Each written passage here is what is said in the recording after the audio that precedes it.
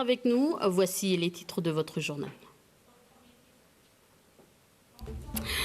Demain, 24 septembre, fête de la citoyenneté. Les Calédoniens sont appelés à la célébrer au centre culturel Tjibaou.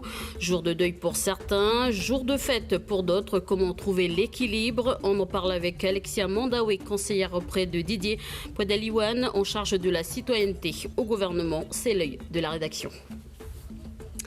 La reconstruction mammaire, étape importante après une opération lourde du sein. Des spécialistes venus de la métropole sont au pays pour une série d'opérations. Nous avons assisté à la toute première aujourd'hui. Reportage dans quelques instants. Et enfin, après Tio, le chapiteau s'installera à Pointe-Boute ce jeudi. Cette semaine, je vous propose de découvrir 3 spectacles. Ce soir, on découvre Excel de la compagnie Possoué et Fleur d'Orange, une rencontre entre l'homme et la machine. Je vous le disais en titre, 24 septembre, fête de la citoyenneté, un événement qui va se dérouler demain au Centre culturel Tjibaou. On en parle tout de suite dans l'œil de la rédaction.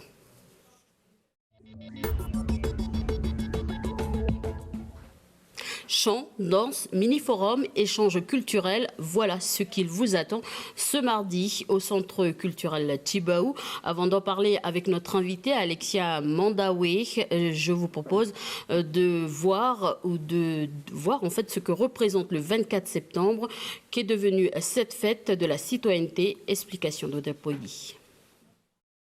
Il y a 166 ans, l'amiral Auguste Février Despointes hisse les couleurs françaises à Balade au nom de l'empereur Napoléon III. C'est ainsi que le 24 septembre est devenu la date de la prise de possession de la Nouvelle-Calédonie. Avant que ce jour ne devienne la fête de la citoyenneté, elle a eu beaucoup d'autres noms. Au tout début, on célébrait la prise de possession avant de changer pour la fête du rattachement de la Nouvelle-Calédonie à la France dans les années 60. Durant cet événement, les forces armées avaient pour habitude de défiler sur l'Ansvata, une tradition qui sera bousculée en 1974 par le groupe 1878 qui manifeste ce jour-là. Pour le mouvement, cette date représente la journée de deuil du peuple kanak. C'est ainsi que le traditionnel défilé sera supprimé et que l'on voit 2 idéologies apparaître quant à cette date. Les années qui suivent donnent lieu à de nombreuses tentatives.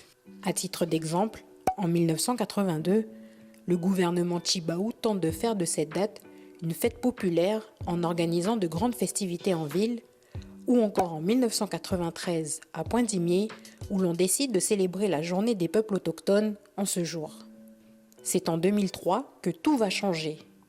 Pour la première fois depuis 150 ans, les indépendantistes changent de regard. C'est en se basant sur l'accord de Nouméa qu'ils décident de faire du 24 septembre une journée de célébration du destin commun et invitent les autres communautés à participer à la construction de la grande case du pays. Pour symboliser cette vision, le Mwaka est alors érigé. Ce poteau sculpté de 12 mètres de long, représentant les 8 terres coutumières du pays, est installé dans la cour de la province sud avant d'être installé à la baie de la Moselle l'année d'après. Enfin, en 2004, le gouvernement de l'époque, à l'initiative de Dewe Gorodé, fait de ce jour la date de la fête de la citoyenneté calédonienne que l'on connaît aujourd'hui. Et pour en parler depuis nos bureaux de Nouméa, Alexia Mandaoué, conseillère auprès de Didier Poidaliwan, en charge de la citoyenneté au gouvernement. Bonsoir. Bonsoir Élise. Merci d'avoir accepté notre invitation. Alors le 24 septembre, pour rebondir un peu sur ce qu'on vient de voir, jour de deuil pour certains, jour de fête pour d'autres. Est-ce qu'aujourd'hui la question est d'actualité? Comment on peut trouver l'équilibre aujourd'hui? Comme vous l'avez dit dans votre reportage, le gouvernement de Marie-Noëlle Temreau, à l'époque avec Madame Gorodé, ont fait le choix de définir cette date comme la date de la fête de la citoyenneté. Effectivement, c'est une date qui a été définie, choisie, et demain, on la célébrera tous ensemble, je l'espère. Alors c'est une première pour votre équipe, car cet événement a été justement chapeauté durant des années par Dewe Gorodé et son équipe. Alors quelles seront les nouveautés cette année, les temps forts? Cette année, on a décidé d'allier la sélection du Festival des Arts du Pacifique avec cet événement de la Fête de la Citoyenneté. La sélection du Festival des Arts du Pacifique pour le Festival des Arts du Pacifique, c'est un événement pays. C'est censé regrouper tous les artistes de notre pays. Donc effectivement, on avait souhaité allier cette dernière sélection qui est prévue pour 4 catégories le jour de la Fête de la Citoyenneté. Donc on aura les sélections pour la catégorie art visuel, chant, chorale, musique et également monnaie kanak. Voilà. Alors, sur quel thème va se dérouler les mini-forums ? Voilà, effectivement, l'autre innovation qu'on a souhaité mettre en place pour cet événement, c'est les mini-forums. Donc, le premier aura lieu à partir de 10h. On a souhaité le faire sous le format d'un échange interculturel entre les communautés qui seront présentes. Donc, le thème qui est choisi, c'est les rites et rituels au cours de la vie de l'homme. Donc, chaque communauté nous présenteront s'ils ont effectivement des coutumes particulières au cours de la vie de l'homme. Et ensuite, le deuxième forum est prévu à 14h. Donc là, c'est autour de la citoyenneté et le thème du forum, c'est « Être citoyen calédonien ». Donc l'idée, c'est de recueillir les visions de l'ensemble des communautés et de l'ensemble des personnes qui viendront participer au forum. Voilà, c'est vraiment sous le format de l'échange et ça nous permet effectivement à nous, au niveau du gouvernement, de recueillir vraiment la température, entre guillemets, de la société civile à travers cet échantillon qu'on aura ce jour-là. Alors, question d'actualité, Alexia, une opération escargot a eu lieu samedi sur les routes de la baie de Nouméa. Des propos xénophobes ont été portés ce jour-là contre la France. Qu'en pensez-vous ? Alors, sur ce type de comportement, effectivement, on ne peut pas être solidaire de ce type de comportement-là. Après, on sait bien qu'il y a des fondements qui peuvent être des causes qui sont tout à fait compréhensibles, mais en tout cas, dans les actes, on ne peut pas cautionner ce genre d'actes-là. Voilà. Alors, autre question d'actualité, le parti de Nicolas Mesdorf et Nina Julier veut proposer de changer la date du 24 septembre au 26 juin, la fête de la citoyenneté. Qu'en pensez-vous ? Donc effectivement, ils ont déposé au Congrès un certain nombre de propositions concernant la citoyenneté, dont la date en fait partie. Après, je pense que le Congrès, déjà, en décidera s'il est nécessaire de relancer les discussions sur une redéfinition de la date. Ça se décidera au niveau du Congrès. Éventuellement, derrière, des discussions au gouvernement seront menées. Voilà, donc le parti avait proposé la date du 26 juin en pensant justement à la poignée demain. Alors, une dernière question. Vous donnez rendez-vous demain au Centre culturel Tjibaou à toute la population ? Oui, à partir de 8h30. Donc, l'entrée est gratuite. Jusqu'à 17h30, il y aura des animations qui seront prévues non-stop toute la journée. À midi, nous avons prévu des dégustations, enfin à 10h, il y aura des dégustations de l'ensemble des communautés. Il y aura des repas qui vous attendront aussi le midi, qui seront proposés par les communautés. Et toute la journée, voilà, des expositions sur les savoir-faire culturels en Nouvelle-Calédonie, des chants, des danses. Donc voilà, que du beau programme pour cette journée de demain. Et a priori, il y aurait du soleil, donc ça sera encore mieux. Merci Alexia Mandaoui d'avoir répondu à nos questions ce soir. Santé à suivre dans ce journal. En Nouvelle-Calédonie, 150 personnes ont le cancer du sein et 20 à 25 personnes sont en reconstruction mammaire. La reconstruction mammaire est une étape importante après une chirurgie des seins, une opération qui consiste à retirer l'un des deux seins. Et pour la première opération, une équipe de spécialistes est au pays.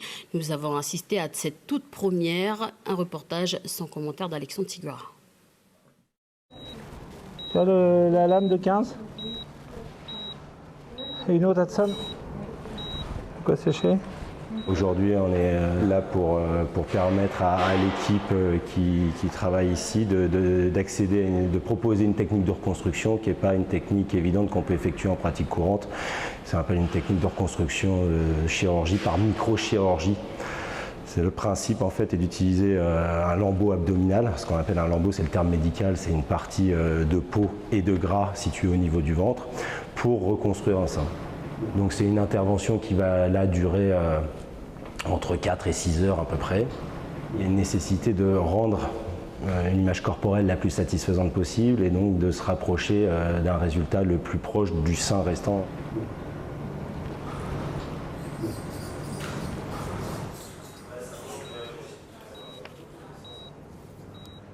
Il va falloir commencer à me donner des compresses.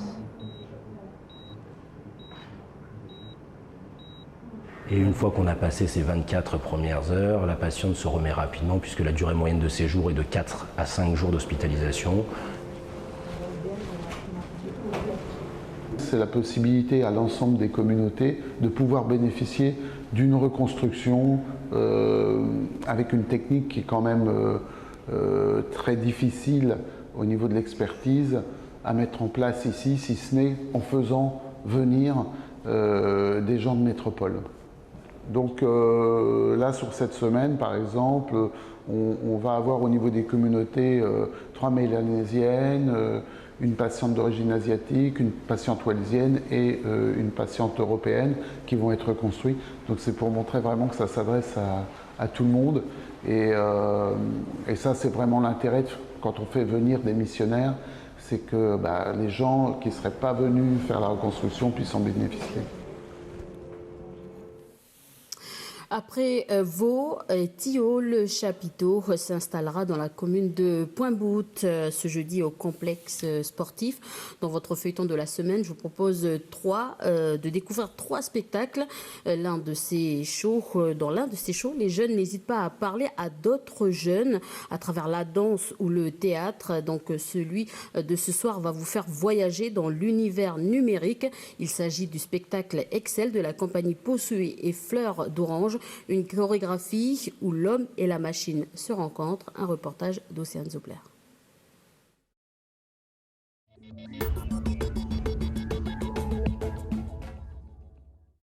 C'est sous le chapiteau que Karim, danseur hip-hop, se prépare pour le spectacle. Il va danser pendant 1 heure, seul, en interaction avec le numérique, et tenter de transmettre un maximum d'émotions au public. Je pense que beaucoup d'artistes ont des rituels avant la scène ou des choses comme ça. Et c'est un peu là où ça se passe. C'est un peu là où on se dit allez, courage, fonce, ou profite, amuse-toi.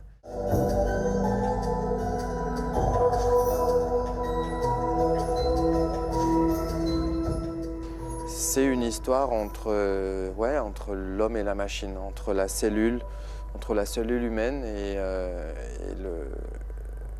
le numérique, et la notion de rapidité, la notion d'évolution technique, la notion de codification, la notion de machine c'est un monde à part entière. C'est-à-dire que on a aussi fait en sorte de pouvoir développer dans ce spectacle une multitude de lectures différentes et d'interprétations selon le bagage de chacun et selon son lien avec la technologie.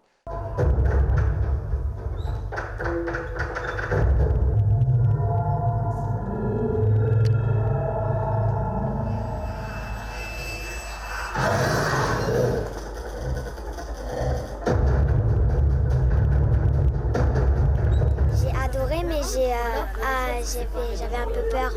Parce que quand on ne sait pas, la lumière elle vient, parfois elle fait boum, on a peur. Et qu'est-ce qui t'a impressionné encore? C'est que quand il a dansé, ça j'aimais bien, parce que j'aime bien la danse. Ah bah c'est terrible quoi, ça sort un peu de l'ordinaire et puis ça fait délirer, rêver, voilà, voyager. Donc super spectacle. Cédric, lui, s'occupe de créer les images en 3D sur son ordinateur. Il lui a fallu 2 ans de travail pour arriver à ce résultat. Forcément, ça prend énormément de temps parce que il faut faire ça sur ses temps de dispo. On a plein d'autres choses à essayer. En fait, ce spectacle-là, ça a été vraiment pour moi, ça a été un vrai labo. C'est-à-dire qu'on a eu l'occasion d'essayer beaucoup de choses qui sont notamment pas dans le spectacle aussi. Donc potentiellement des choses qu'on peut derrière mettre à profit pour d'autres créas, quoi. À chacun à présent de se laisser emporter par la magie du spectacle et de laisser libre cours à son imagination. Voilà, et demain, nous allons découvrir un autre spectacle, donc une nouveauté encore cette année dans le feuilleton de la semaine. Du football à présent, la Coupe de Calédonie se poursuit au pays. Vous découvrirez l'affiche des demi-finales dans quelques minutes en exclusivité et en direct sur Calédonia. Bonsoir Adrien. Bonsoir Élise. Et ça se passe dans quelques instants, c'est bien ça hein? Exactement Élise, tout de suite dans BDLB Sport, après la fin de ton journal. On va retrouver Steve Lègle, notre invité, président de la Fédération calédonienne de football, pour effectuer ce tirage au sort des demi-finales de la Coupe de Calédonie. On connaît maintenant les équipes qui se sont qualifiées ce week-end. Et j'ai une petite demande à te faire d'ailleurs. Est-ce que tu veux venir avec nous sur le plateau pour faire le tirage toi-même? Avec plaisir, je viendrai quand j'aurai terminé ce journal. Merci Adrien, à tout à l'heure. De rien, à tout à l'heure. Et pour refermer cette édition, il a 11 ans, il a réalisé le rêve de plein d'enfants du pays amoureux de la chanson. Le petit Calédonien d'origine wallisienne a touché le cœur des coachs de The Voice Kids avec sa chanson traditionnelle. Durant sa prestation, seul Patrick Fury et Jennifer se sont retournés. Mais François a choisi Patrick pour la suite de l'aventure. Écoutons un extrait.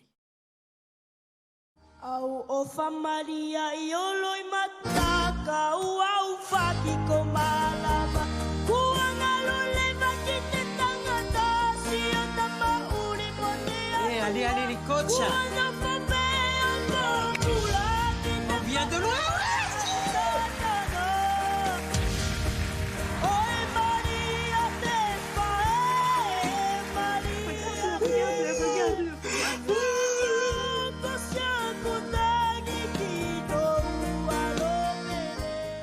Bon, qui va choisir? Excuse-moi Jennifer, mais t'inquiète, j'ai choisi Patrick. D'accord. Il n'y a aucun souci. Je t'adore. Voilà François que nous allons suivre. C'était des images de notre partenaire TF1. Il est 18h17 à suivre votre BDLB Sport. Comme je vous le disais à l'instant, vous aurez en exclusivité l'affiche des demi-finales de la Coupe de Calédonie. Et à 19h20, votre émission Zone Interdite. Bonne soirée sur Calédonia.